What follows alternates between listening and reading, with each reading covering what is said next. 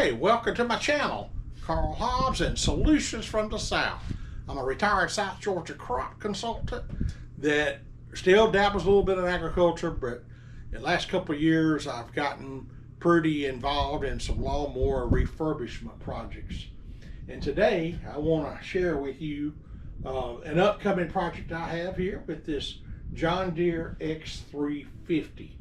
I've had a couple of LT and LX series mowers already that I've done some work on and flipped. I have been most impressed with those. They have good Kawasaki engines on them, or well, a couple of the LTs had Kohler, and it also seems to have a heavier duty deck. They steer well, they're comfortable, they run good, and I think these mowers seem to really go and go and go. Not that I can say this with high authority, but I believe one of these commercial John Deere, I say more commercial, some of the tractor dealer sold John Deere lines, the LT, the LX, and the more recent versions of the X models ought to be good with some decent routine maintenance and everything for about $1,500. Again, I've got one now that I've been using, the LX280, that has 1,100 on it, and I sold an LT 180 that had 1,400 on it that was just going great. So I think you can buy these with confidence. They're probably about $1,000 more expensive than the big box store lines, the current S lines, or the former D, L, LA lines that you bought for in the 2000s and in the beginning of the 2010s. I think these are definitely a bit better. They're probably $1,000 better as well. I've been wanting one of the X series. This is the first one of those I've got. This is again the X350. It has a V-twin Kawasaki 18.5 horsepower FS series engine on it. The FS is Kawasaki's, I guess you could call it their good line, not their entry line. It's not their commercial line. The FS is the good line, though. It's the next thing up there going to their commercial line. This one cranks and runs. The oil in it looks good. I think it's had some routine maintenance on it that looked fairly good. Also, of course, it's got the ragged John Deere seat and the busted John Deere hood. Of course, one of the negatives on the John Deere mowers for the last 25 years has been indeed the tendency of those plastic hoods to crack, break, disintegrate. And it has been somewhat of a challenge to keep those things. I've used plastic welds, I've used pieces of metal and screws. I've tried different things to kind of put those things back together in a couple of cases.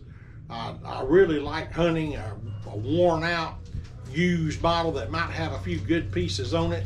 This one actually came with the hood, the upper hood, and the right side, and the grill were in fair shape, but there was no left side, and there was a crack where the left side piece mounted. So going to try something a little bit different on this one.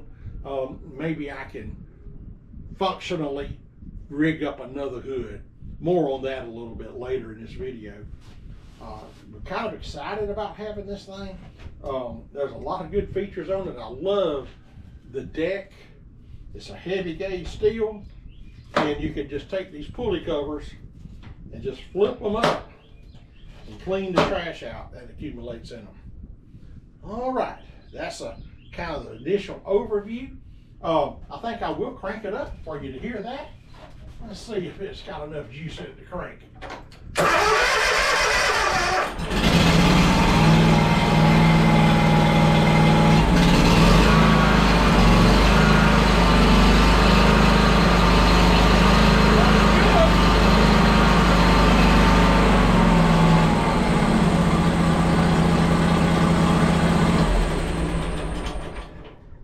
battery goes back to, let's see, I believe that's June of 2023.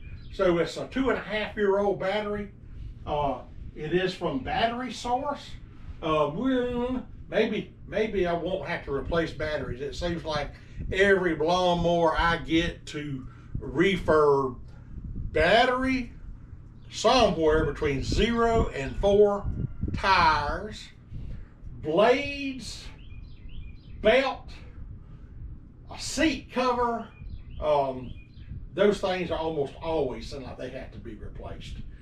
But you know, if you're going to send something out looking good for the next user to have, to be reliable and things, there's nothing like selling him a machine that has all of those things new and ready to go.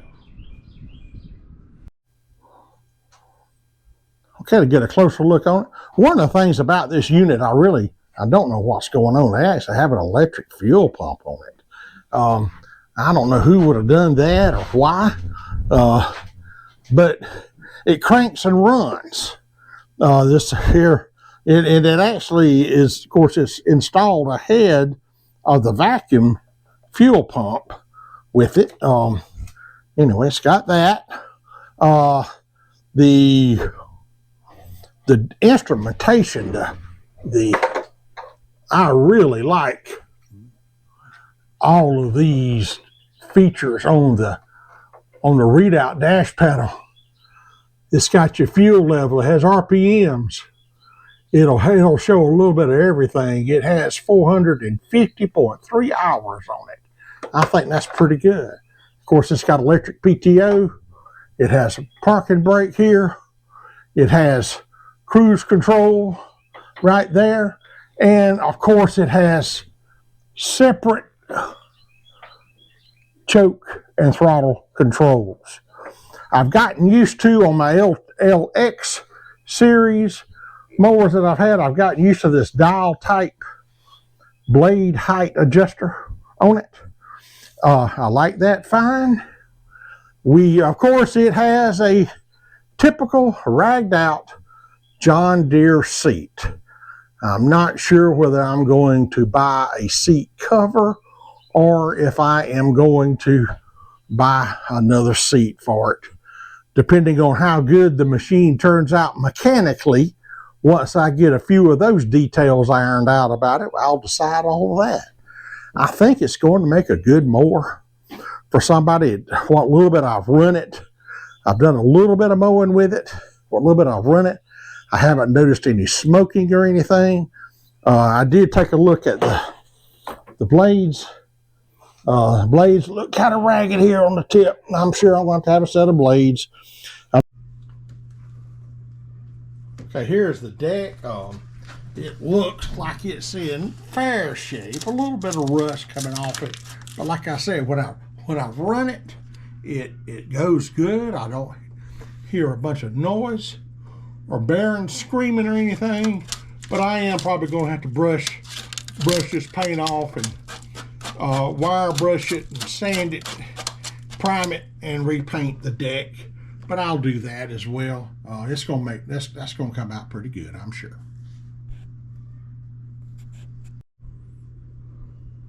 Okay, we're going to get started on this hood evaluation part of the project here.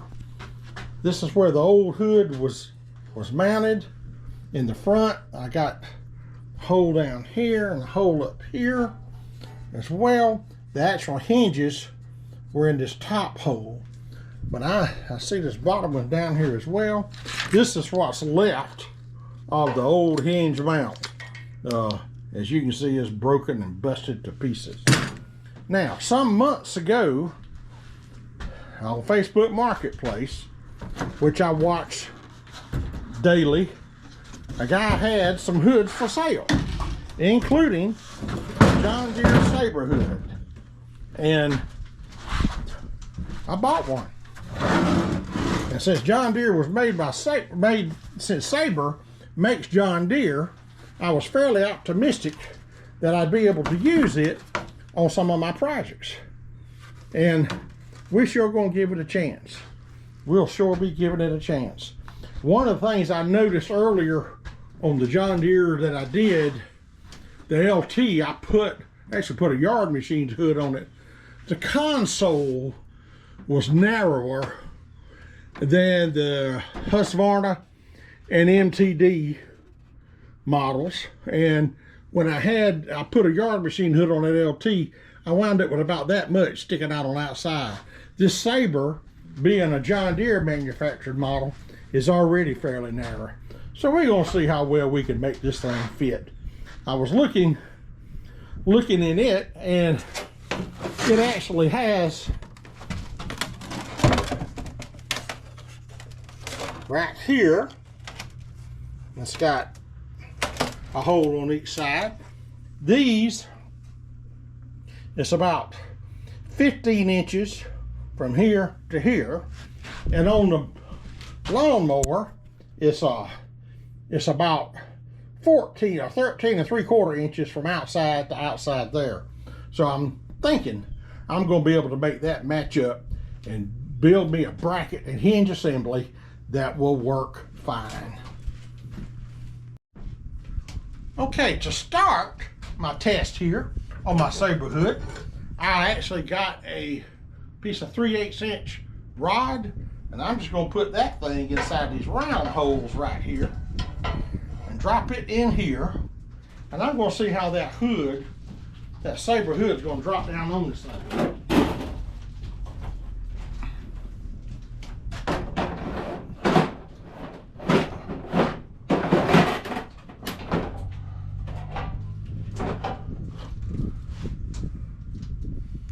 Okay, it's telling me that I'm probably going to have to do something a little bit different then, because I got to get up higher for it. Means I'm going to have to come, I either got to come off there, come off these brackets in here with another bracket, or I got to come up here and mount my hood. We'll be figuring all that out as time goes on.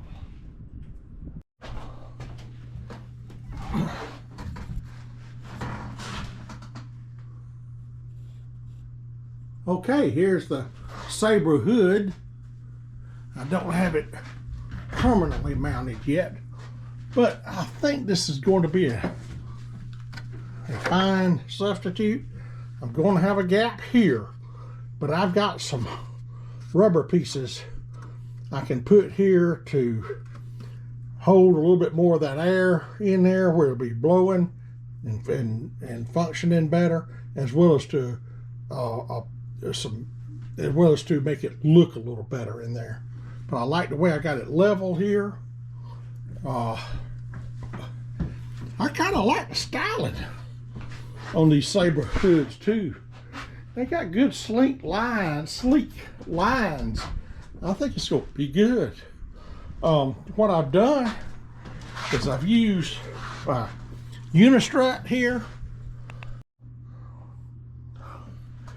Got this Unistrut mounted in here, and it's going to probably have to, if you'll see down in there, there's a bolt that it's kind of sitting on, but I think what I'm going to have to do is go all the way up that inner side in there with a piece of Unistrut and bolt it in two places, and then I'm going to have to make the Unistrut come out and hinge down here, and the whole thing will flip forward. I bet that's going to work pretty well.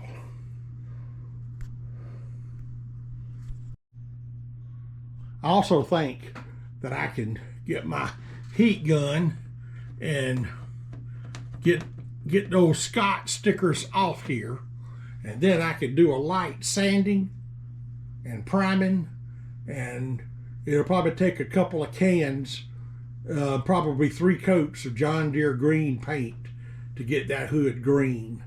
And then if I decide to put some other John Deere decals on it, maybe some X350 decals, I can order those and put them on here as well. That'll probably, the decals are not cheap things to buy, but they sure do add something to the appearance of a tractor. And I don't know that it adds that much to the value of the tractor. Probably does add some, but I believe that if everything else is looking good on it, those decals and that numbering on that X350 numbering, I believe it'll look that much better and make it sell that much faster. Okay, here's one of my efforts here I've got in mind doing. I tried putting some unistrut pieces on here, and they seem to be bolting up good and soundly to it. The question is, am I going to be able to get them fixed to these inside bolts on this hood like I need them to be? I'm just not sure. I've got one here, and I've got one down there on the opposite end, and I was hoping maybe they would rest on top of those things. We'll see.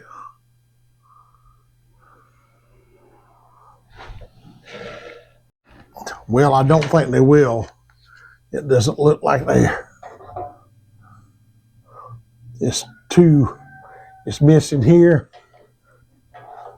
even though it's on the right. So this is going to be a little bit too wide.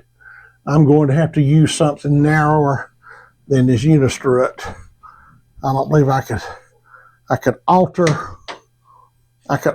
the inside of this thing a little bit and move it to the inside, and it would fit in there. But I don't think I really want to do that.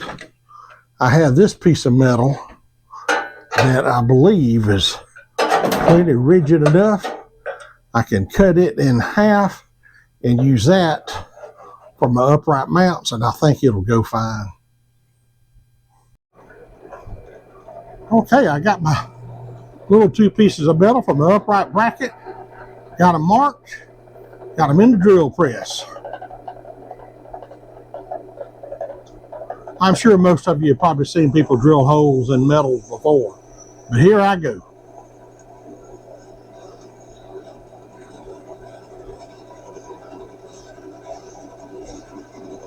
If I had another hand, I'd be putting some oil on that drill bit. But I don't, so I'm not.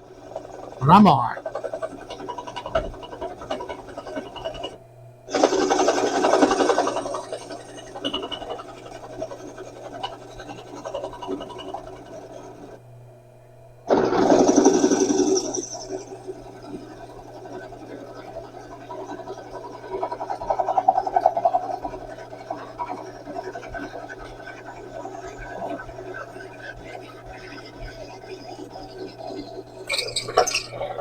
And I'm through.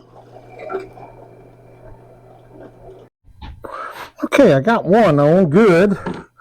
It's fitting fine down there, but down here I have this other bracket right here on this thing.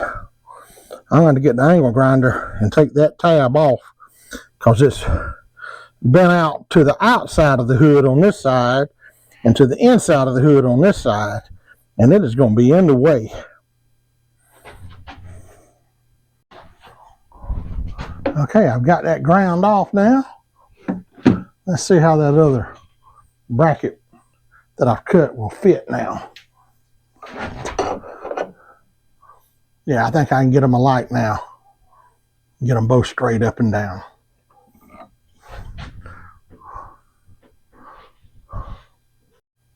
Okay, I actually going to leave these unistrut pieces in here. I don't think I need them, but I want to see how it's kind of going to match up and lean against this thing when I try to put it on.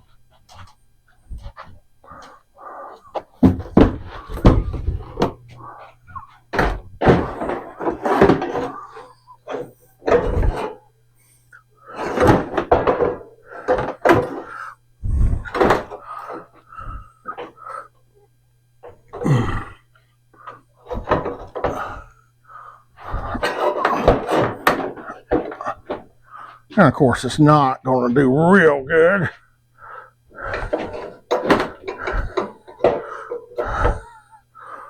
You know, I might be able to ease out on these things, tilt them a little bit to the front.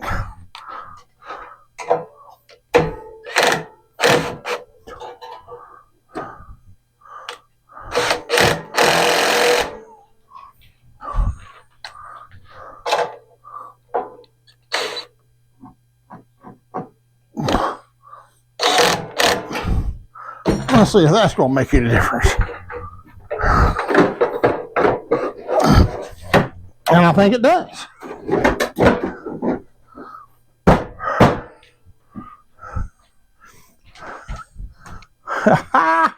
I think it's going to work.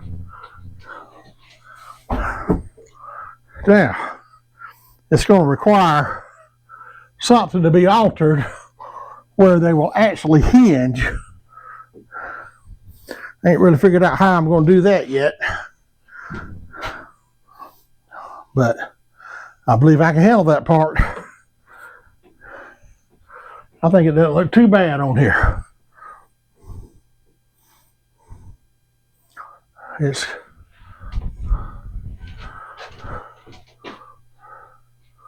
all I basically got to do is fix it where this unistrut will hinge. And then when I want to take it out, I can have two self-tapping screws in the new little brackets. Just pop them out and the whole thing ought to lift right up. I think that'll work. Let's get to work on that part. Okay, I actually have got my little metal pieces down inside the unistrut. I've got the unistrut bolted on here with shoulder bolts that allow the unistrut to pivot.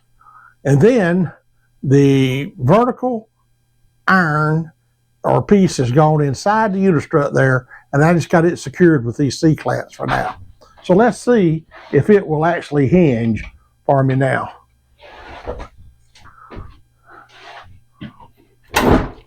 And it will. Don't know how well. Probably going to have to rig up something to keep it from going too far forward. But I think we have us a hood that is going to work and going to work just fine on this machine. This Scott's hood made by John Deere, no telling how many years ago, is going to get a repurpose in life on refurbishing a more modern X series machine.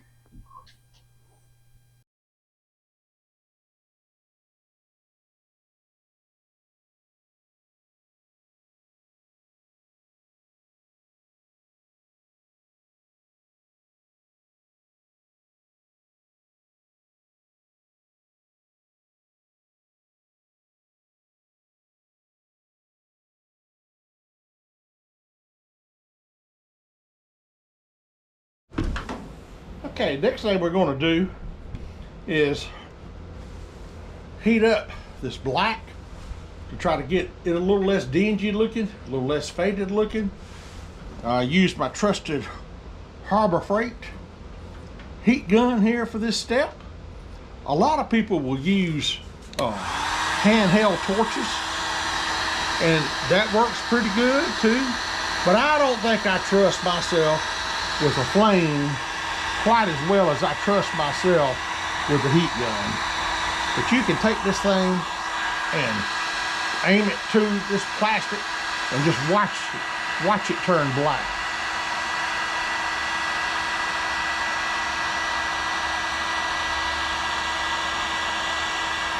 I'm trying to keep it off the orange. I don't really want the orange. I don't want to do anything to it.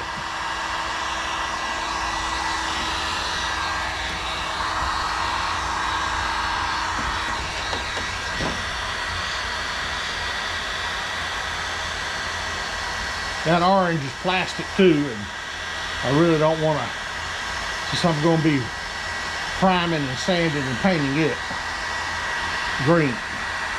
But I thought I'd go ahead and do this first. It's a little cool this morning.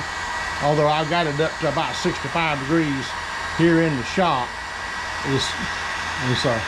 This New Year's Eve 2025, we got a little bit of cold snap here in South Georgia with a low of about 29 degrees this morning. Not that uncommon, not that a little below average, but we always have some weather about like this time of year, and we don't have the complications of coping with freezes to the points that many of my friends north of us do. I have succeeded in doing one half the hood. We're going to do a look around on both halves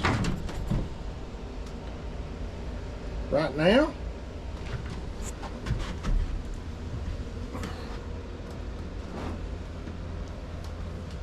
Does it look like a brand new one? No. Does it look pretty good? Does it look much improved? Yes, it does. Okay, here we are getting ready to put on the primer coat. I've got an old worn out bed sheet over the engine and the console, and I have put blue masking tape around the black. Should be good to go.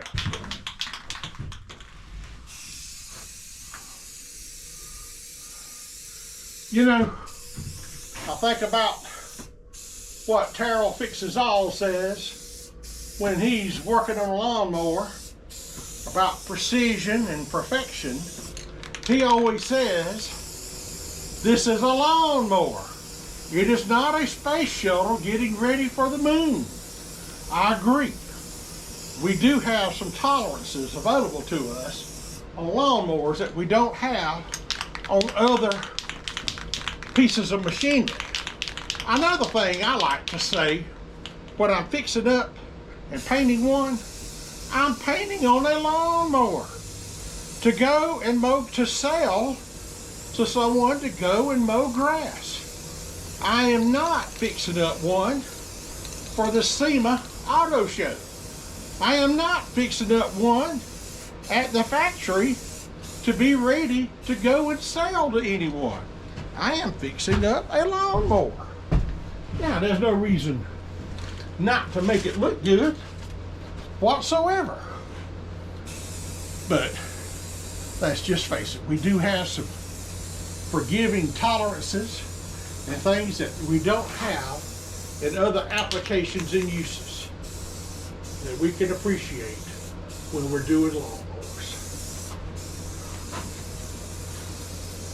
You know, it's amazing to me how much better a coat of primer seems to make one look sometimes. I know that that's probably a little silly, because once that primer dries, it never looks quite as good.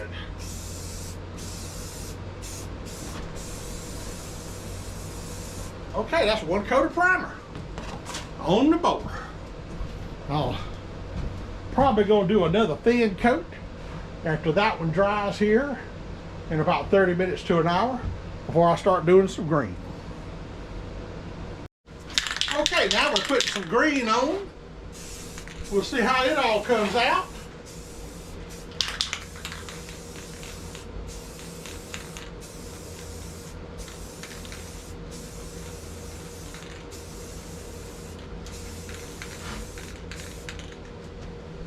Let me get my paint deflector.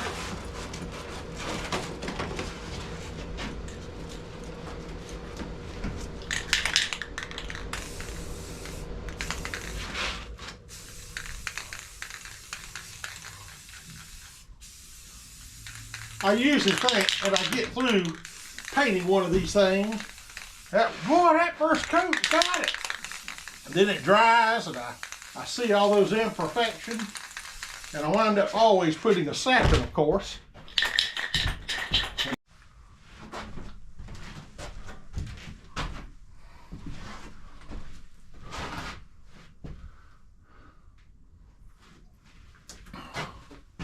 That looks so good.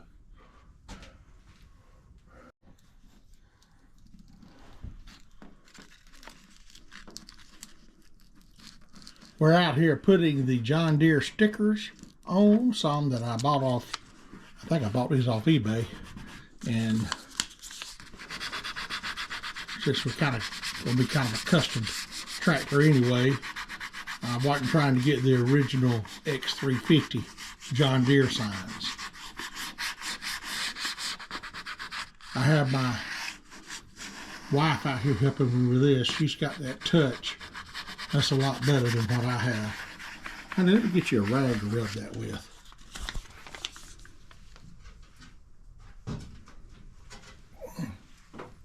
On a clean spot.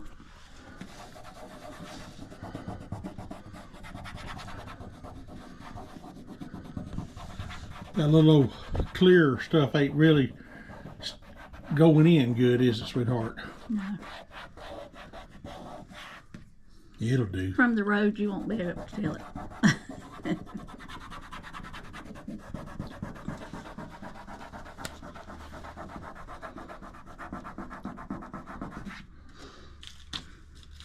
All right, let's go do the other side.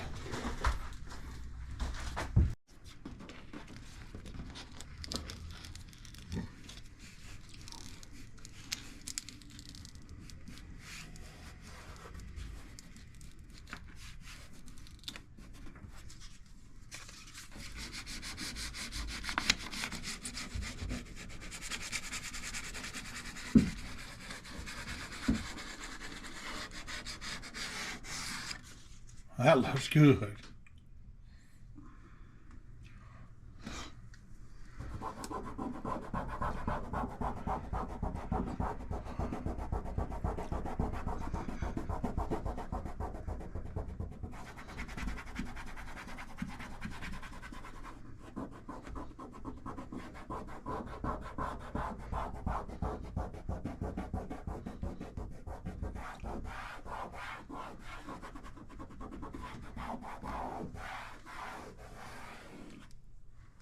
All right. I forgot that film actually comes off there like that. That's all the better.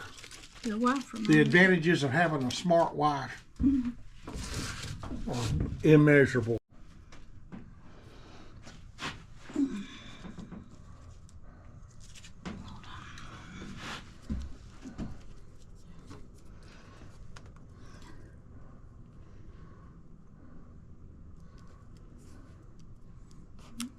Come up a little bit. That X kind of throws you off a little.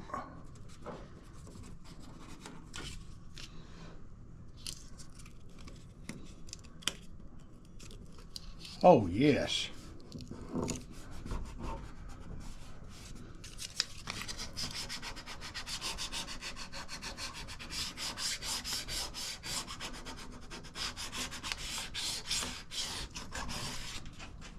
It's going to look like somebody takes a little pride in some of this work.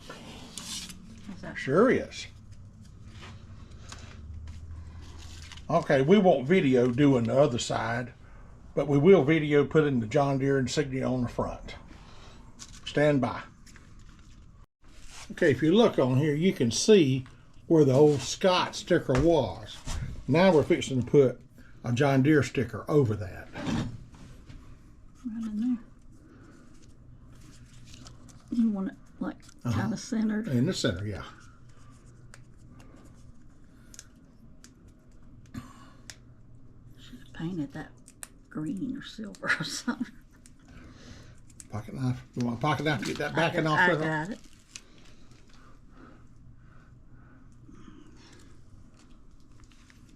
About right there. Yeah. Nope. It's too far over this way. Looks good. It's too far over. That's all right. We're not getting it ready for the SEMA Auto Show. We're trying to get a good lawnmower that looks good to sell, to resell.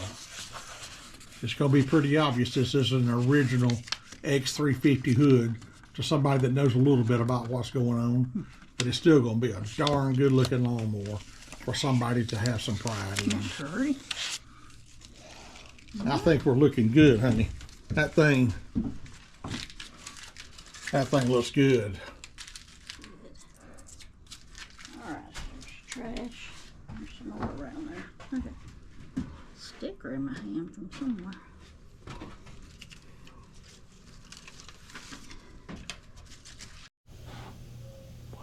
Okay, now I've got a pair of rims that I want to fix up for that X350, and they came off a parts mower that I just picked up, and the tires look like they are just in amazingly good shape.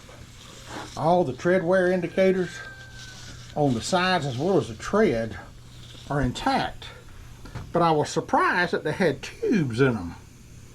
The only thing I can guess, and there was a little bit of rust around the valve stem on the left front, a little bit more around the valve stem on the right front, and I've already put a little bit of primer on here, but I noticed that right there, it looks like there might have been a little too much rust around the valve stem hole, and too much to hold a valve stem standalone. So that's the reason they've got tubes in it. We'll give them a coat of primer here.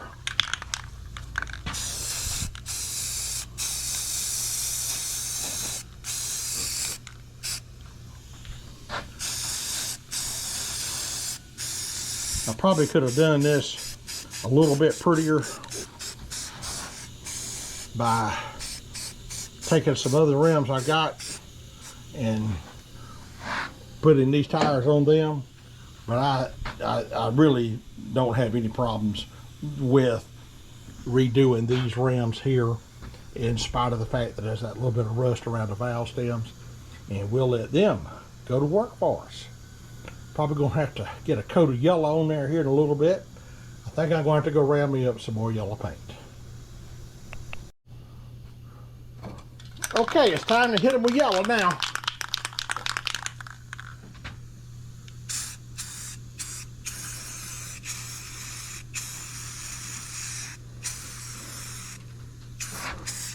I have to put at least 2 coats on. I got just enough tape on there to keep from messing up the tires too bad.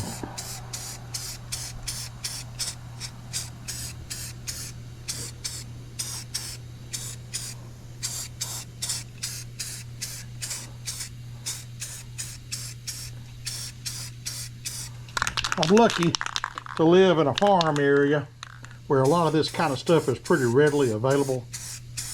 My hardware store was out of JD Yellow and the Rust-Oleum, but my local farm repair place had it. Different brand, but it's the right color.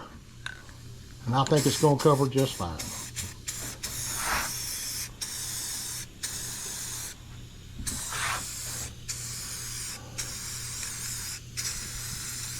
I tell you what, you get some shiny, pretty rims and good tires on a machine you're trying to flip, it makes a difference.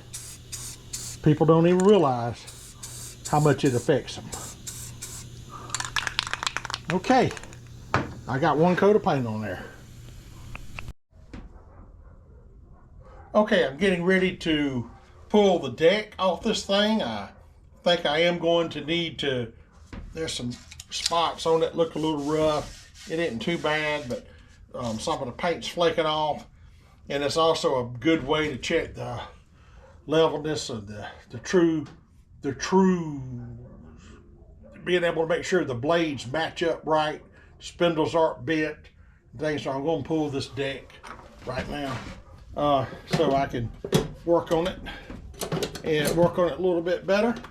So looks like somebody has been into this thing before. They've got regular bow tie clips instead of the John Deere ones, but that's okay.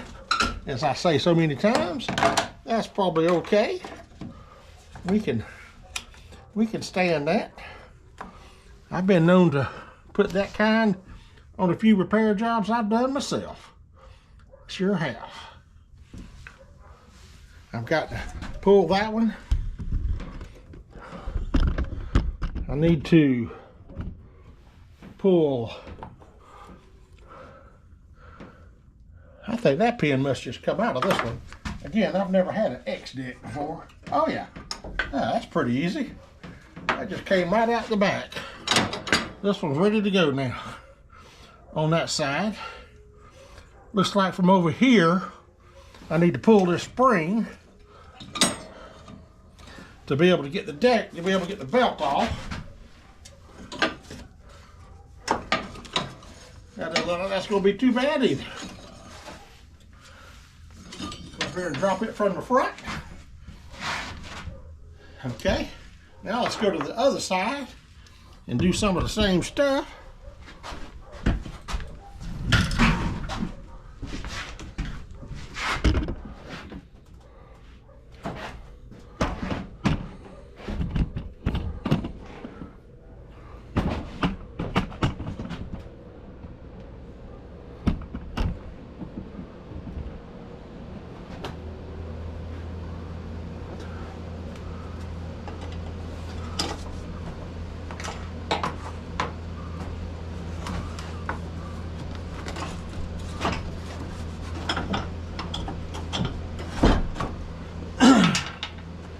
That's popped out.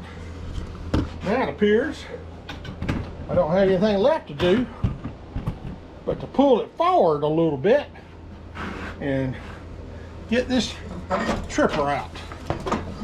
What's this board out? Well, don't know whether it's going to come hard enough to do that or not.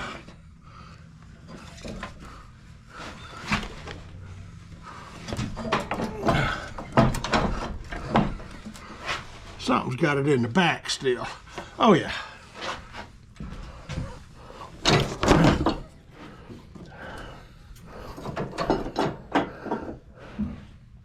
Those rear lift arms are still on it.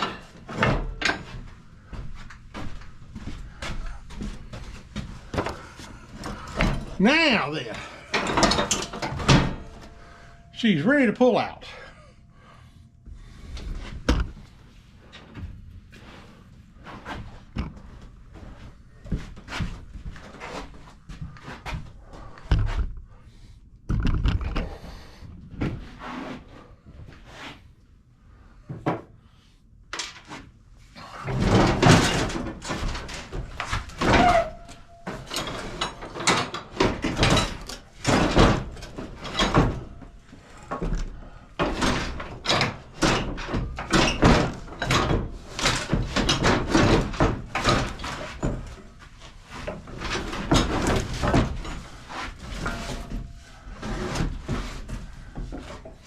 Looks like this is another thing John Deere's done right. This deck's going to be pretty easy to pull out. Okay, let's see how close these blades. From this end, these blades, there's a little bit of difference here and where they're meeting tip to tip. Let's check from the other end of that one. Still, this end is a little bit lower than that one.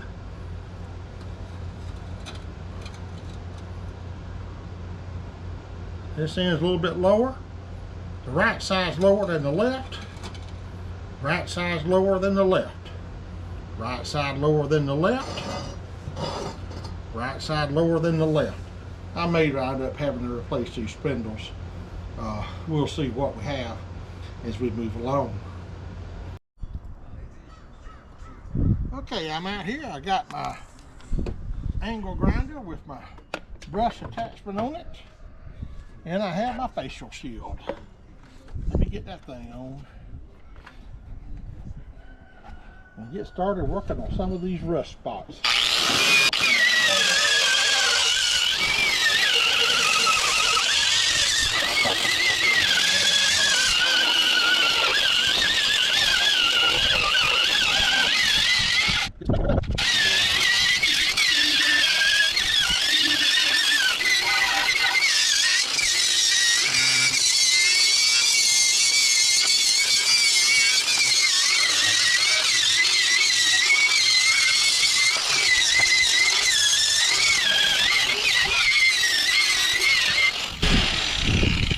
I'm not getting it ready for the SEMA Auto Show. I'm not trying to make it look like a brand new one. I'm trying to get a good, refurbished, restored, used machine in great shape for a customer who's going to enjoy it and get some good service out of it. All right, let's see what we can do when we try to just blow some of this accumulated trash stuff.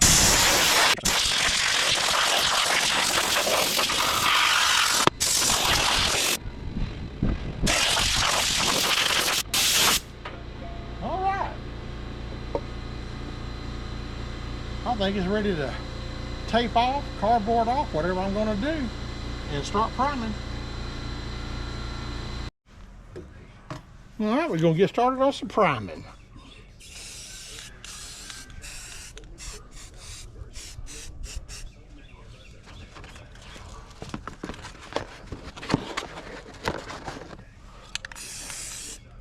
Some people laugh at me about my cardboard blocking technique, but it's pretty daggum effective.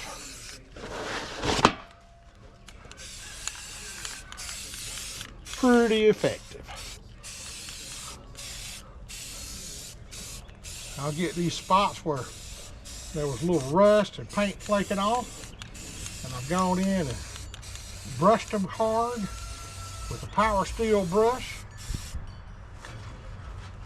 and I'll block off the neighboring stuff that I don't want painted with my cardboard here. Actually, I think it's an old Red Baron frozen pizza box. I think it's designated for this purpose.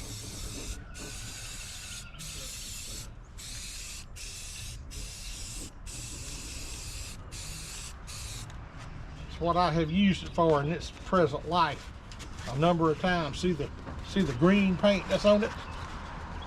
I've used it a number of times to working on some of these John Deeres. And of course, right now I'm just messing with primer. It ain't quite as critical and beautiful as doing stuff with the painted yellow. A little bit out here on the edge, I think I'm going to do.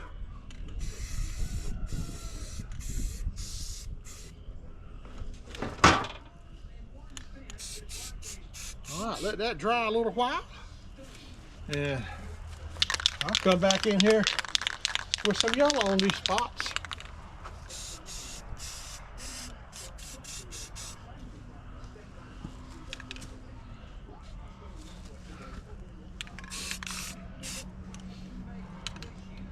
And I will have a good looking deck. All right, step 2 on working on this deck here on this President's Day Monday. I've got the primer on it, and I am ready to touch up, yellow paint it. So here we go.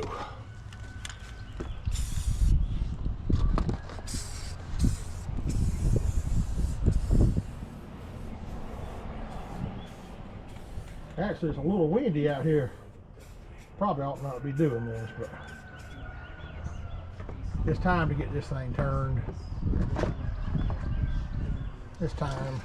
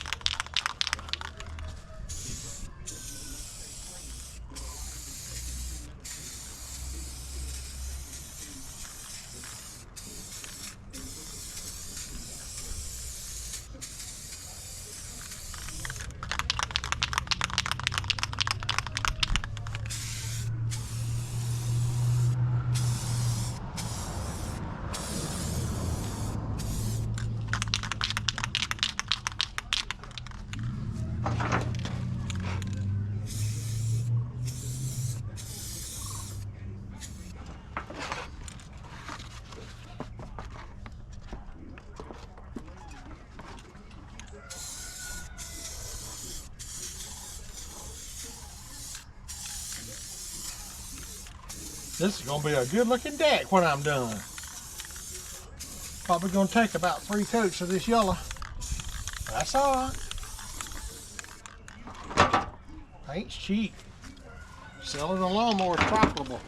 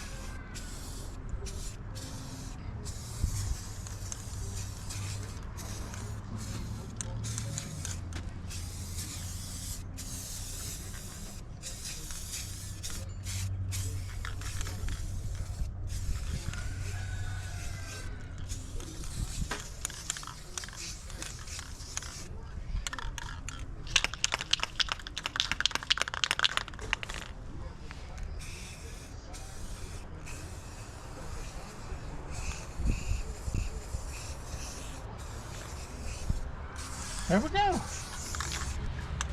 Coat number 1 of yellow is on there. I don't think it looks too bad. Okay, one of the little quirky things about this machine that I got when I picked it up used is it has an electric fuel pump in it, plus the original Pulse fuel pump is in it as well. Well, I have disconnected the ground from the electrical fuel pump, and a while ago I pulled the output line off the Pulse fuel pump and it was still pumping gas. One of the things I've noticed with this machine is it would occasionally do a little surging on me, so I'm going to crank it up here. We'll let it run just a few minutes and see how it does. Get a little choke, Carl.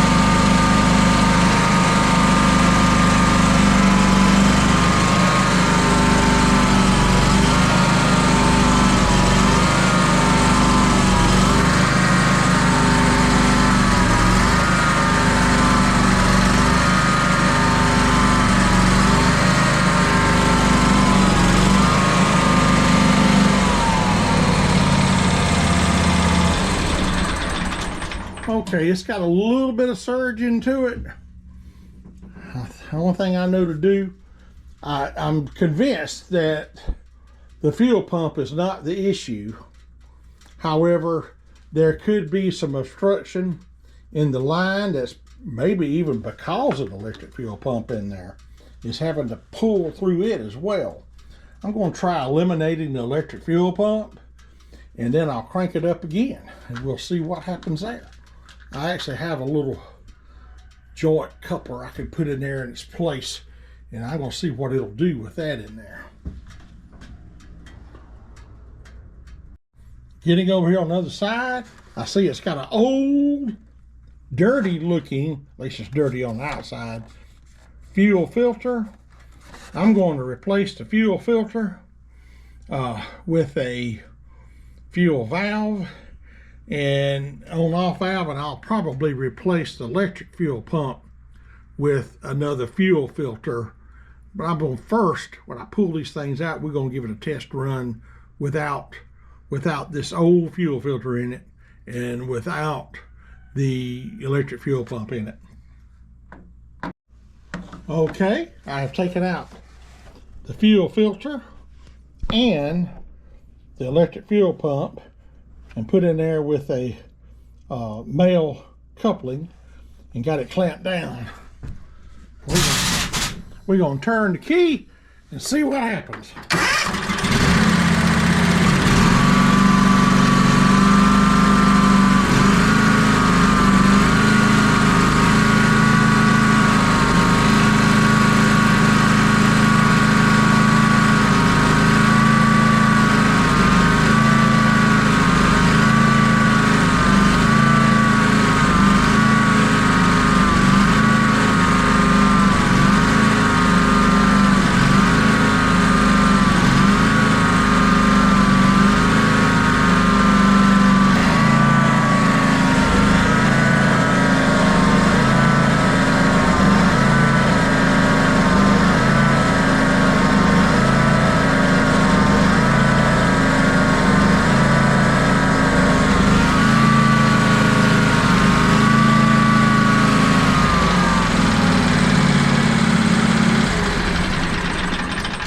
Okay, I have not stopped the surging. I do think it's running better though. And if I were going to keep it for my own use, it would probably be something I could live with. But you could pick up a little bit more surging, continuing. And I even got a shot of the dash there at the end with the readout showing a little bit of fluctuations in the RPMs on it. So the next thing I'm going to do is I'm going to put a new vacuum fuel pump on it and see if that does. And if that doesn't do it, I guess it'll be new fuel lines and clean out the gas tank. Okay, I've got the new fuel pump installed, and the inlet and outlet and everything on it are exactly on the opposite side of what the original fuel pump was, but I have it hooked up and we're fixing to crank it up and see how she runs. Sounds good at low idle.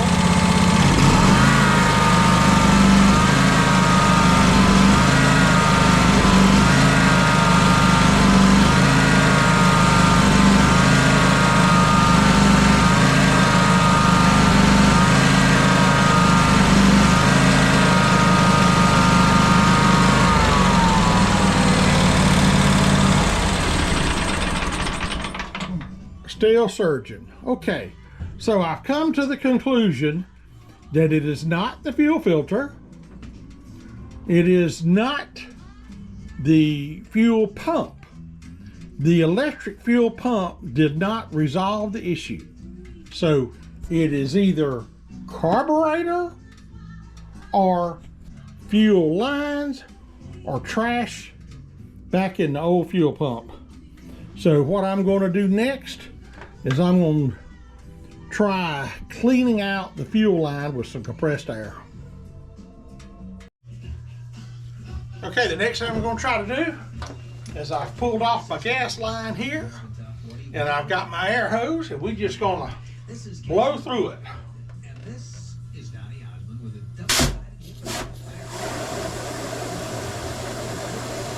I've got the gas cap removed. You can see that over on the right hand side of the screen. And I can hear the gas in there gurgling. Full blast.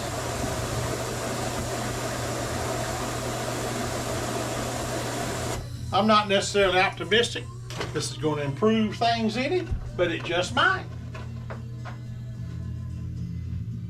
Won't be hurting anything to take this gas tank off anyway. It's just gonna be probably about a 2.5 hour job that I'd rather avoid if I didn't have to do it. But this line and everything is probably old. No telling what all is going with it. Let's crank it up now and see what happens.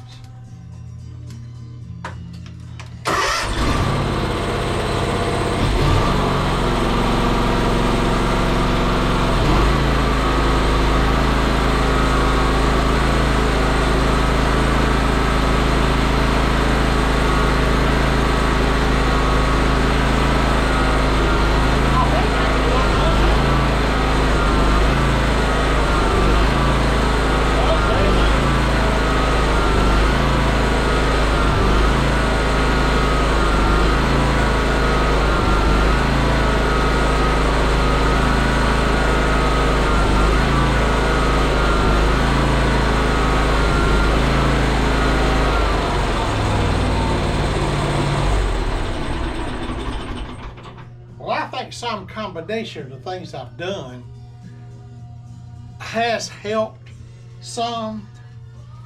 And again, if it was going to be my mower, I would probably try running it and living with it. But I plan to charge top dollar for this machine, even though it's a used machine, since it is one of the X series. And I want it to be running as close to just right as anybody would expect to have when they bought a decent lawnmower. So the next thing to do is to see about removing the gas tank.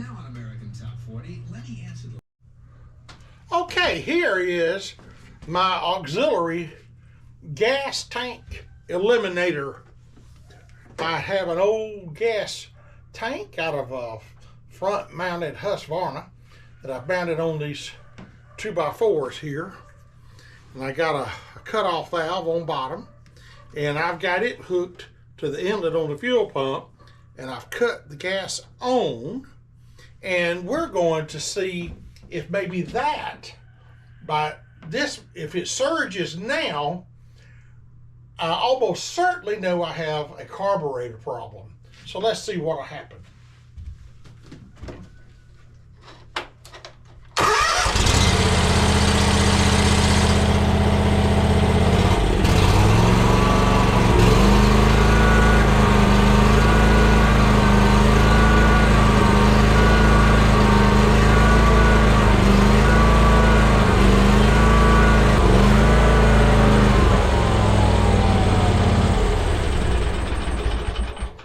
Okay, gas hooked directly to it. It runs the same as it does pulling out of the tractor fuel tank in the back. So I think that tells me that number one, I do not need to pull the fuel tank and clean it out. There's nothing wrong back there. I'll probably just put new fuel line in from the fuel valve, fuel filter, going to the fuel pump. And I will probably replace the carburetor on this thing.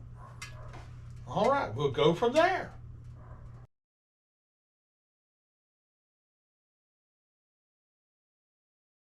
You can pick them up at Amazon pretty reasonably.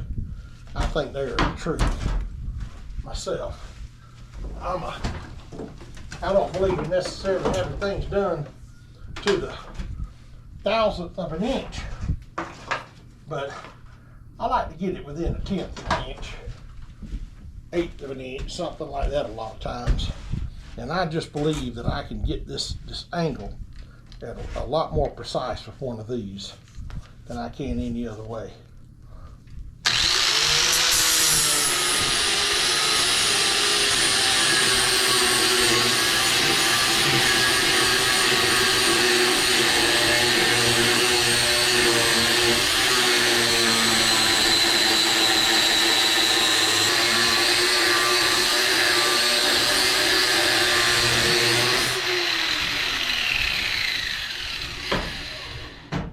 Now we're going to see if it's balanced by taking it over to the balancer.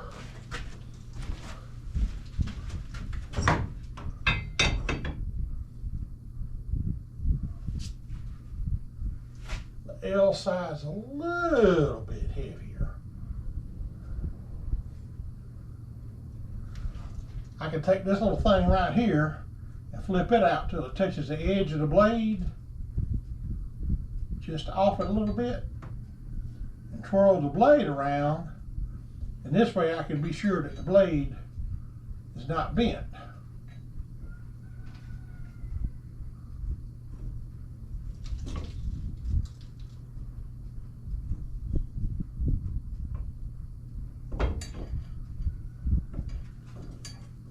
Got to get it on that cone more direct than that first, though. Let me put the other side on the cone. There we go.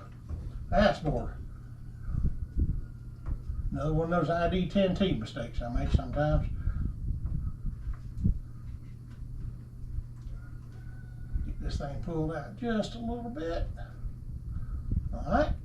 Rotate it around. Touching just a little bit down there.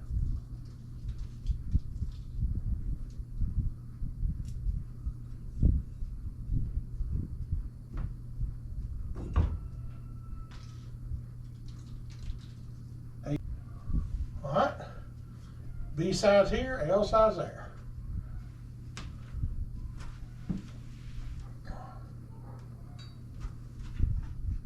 Flip that thing back.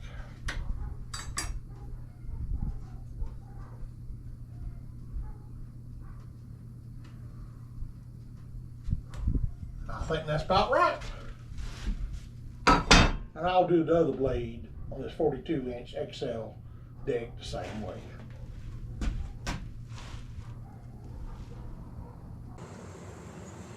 A couple of other things I want to point out that I've done on this thing are these. I've got one of these on each side. When I put this Scott's hood on here, there were some little raised notches in here that would catch the hood and it wouldn't go down all the way. Well, these are some moldings that go on shower board enclosures. So I felt like they would be highly resistant to moisture, and in the light they ought to last. I cut it to fit and glued it in there. I think it's going to work well. I also had to do one slight alteration on the hood itself. If you can look real close here, you can see I cut out, there was some little indentations that extended out a little bit. I just put the angle grinder on there and took them off. Thing closes beautifully now, like it's made to fit. And this seat comes off another John Deere mower that wasn't an X series. It's got a different kind of mount. I had to put a bar across here, and I got a couple of spacers on it that make it keep from going out. And you can actually adjust this from two places.